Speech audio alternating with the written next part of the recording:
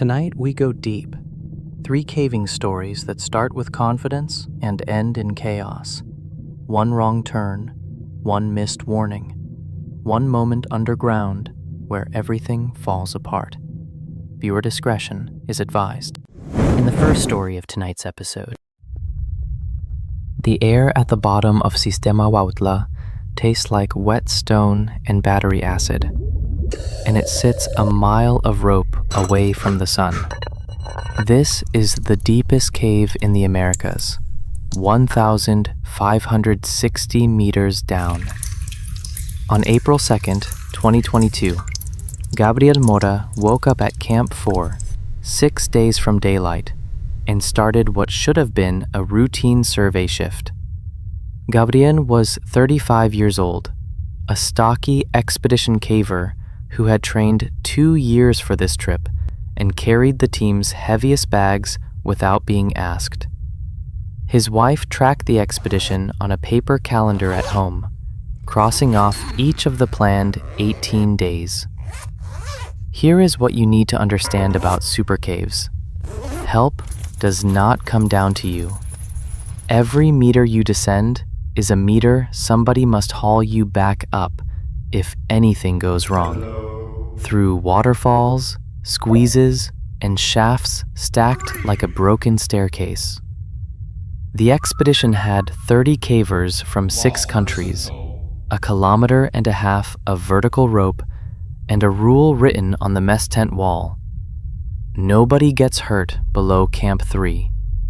For 11 smooth days, nobody had. The survey ran ahead of schedule, and the team was strong. That rule was about to meet a wall that had held for centuries, and this decision would fall to the mountain, not the team. At 9 that morning, that is the moment the expedition stopped being routine, because a shelf of breakdown the size of a dinner table peeled off the wall, and it failed exactly where Gabriel was kneeling over his survey book. What he didn't know, in the white blank of the impact, the rock had broken his lower leg in 2 places, and the nearest hospital was, by the only route that existed, 4 days away. The sound reached his partners as a crack and a shout. They dug fast. His leg was pinned. Panic wanted the room. It was refused. A medic named Sophia Brandt put splint to bone within the hour and said the sentence that reorganized 30 lives. He cannot climb. We carry him. And this is the part that decides everything about a super cave rescue. The mathematics of the carry. Watch the numbers. A healthy caver exits from Camp 4 in 2 days. A stretcher moves at 40 meters an hour on flat passage. On the shafts, it moves at 1.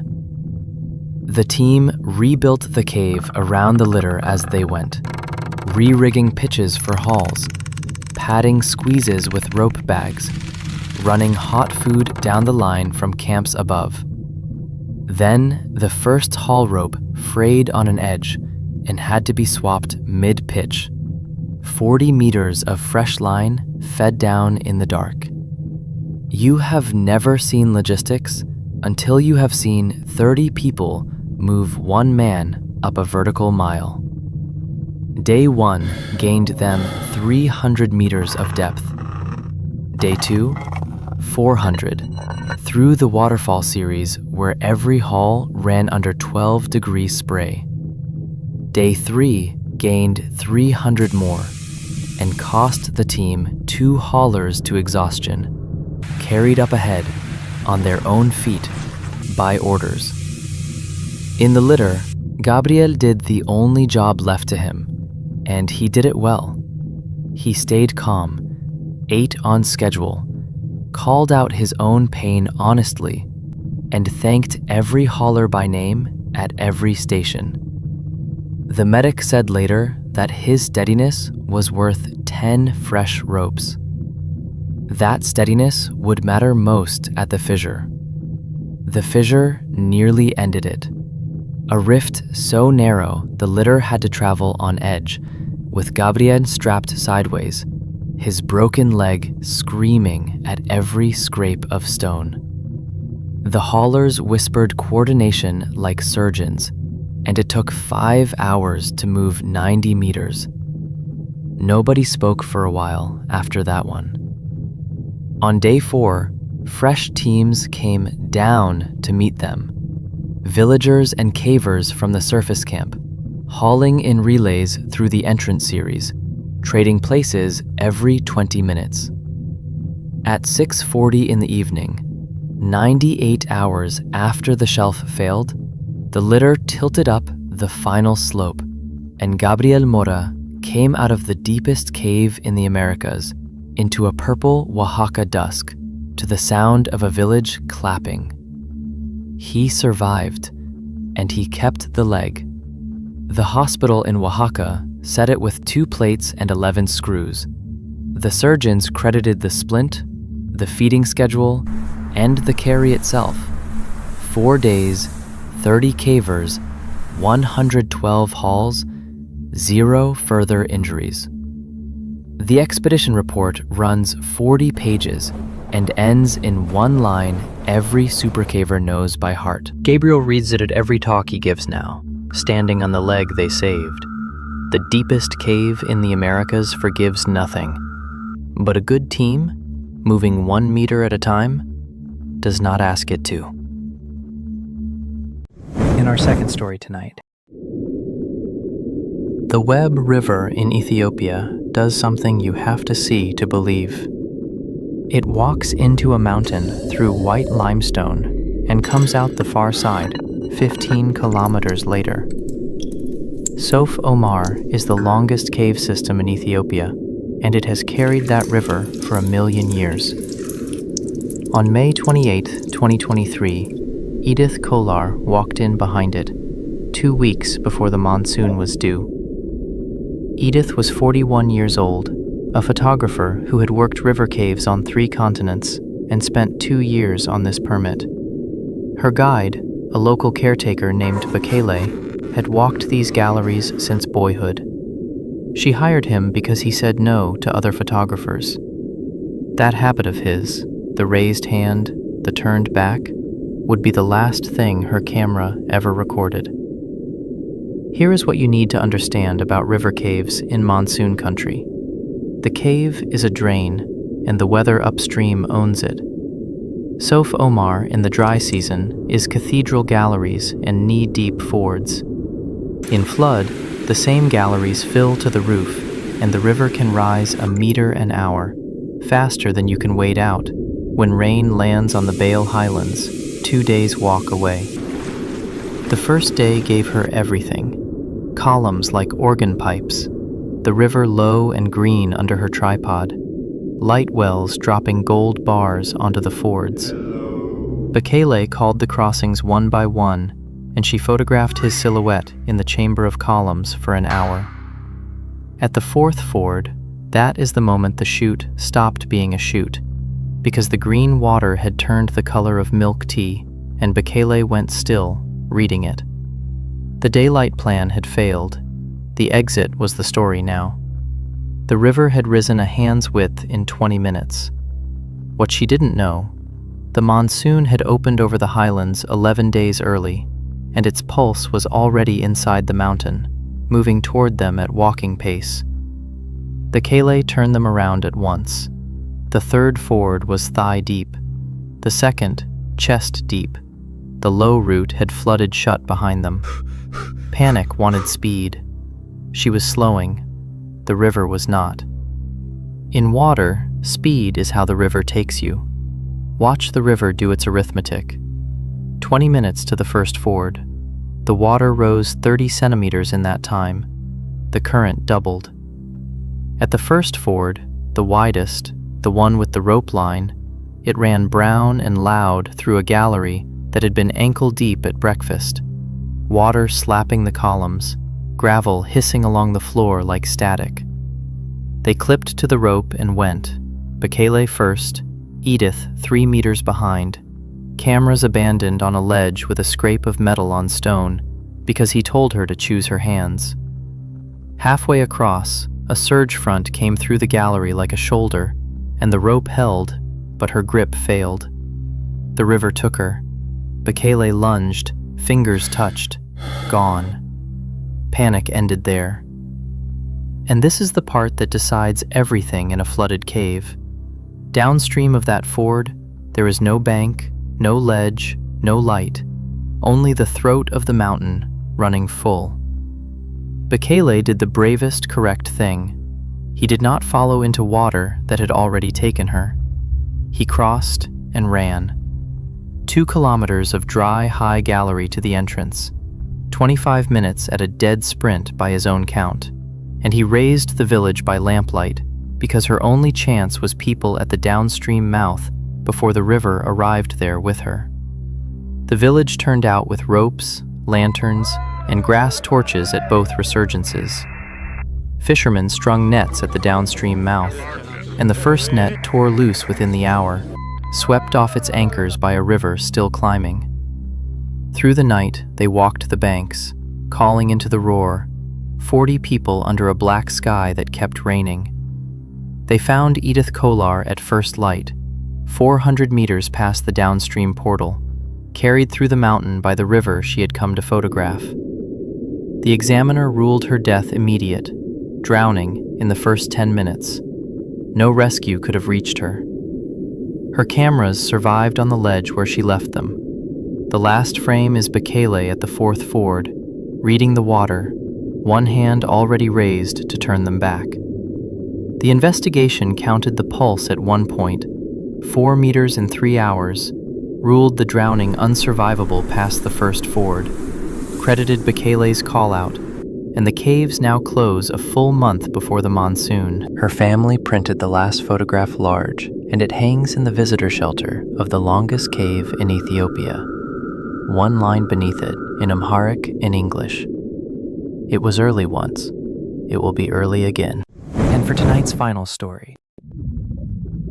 The blue hole at Dahab is a circle of dark sapphire in a tan reef, warm as bath water at the surface, and ringed on the cliff above by memorial plaques for the last divers who tried its famous shortcut. On September 9th, 2021, Cora Maddox swam over that circle, with twin tanks reading 220 bar and a 40-minute plan she had spent a year talking herself into. Cora was 54 years old, a diver of 600 logged dives across 30 years, unhurried and methodical, the one who checked her buddy's valves twice and kept a pencil log when the dive computers came in anyway. Her grown son had asked her, that morning over coffee, to skip the arch. She had promised to look at it, and only look. Here is what you need to understand about the arch. It is a tunnel through the reef at 56 meters, connecting the blue hole to the open sea. From inside, the exit glows blue and close, and it is 26 meters away, half again what your eyes report. At that depth, on ordinary air, nitrogen narcosis dulls a diver like the third drink of the evening. The judgment that says, "turn around," is the first thing the depth takes. The dive began exactly as the promise required, and for 10 sweet minutes, it was simply a beautiful morning underwater.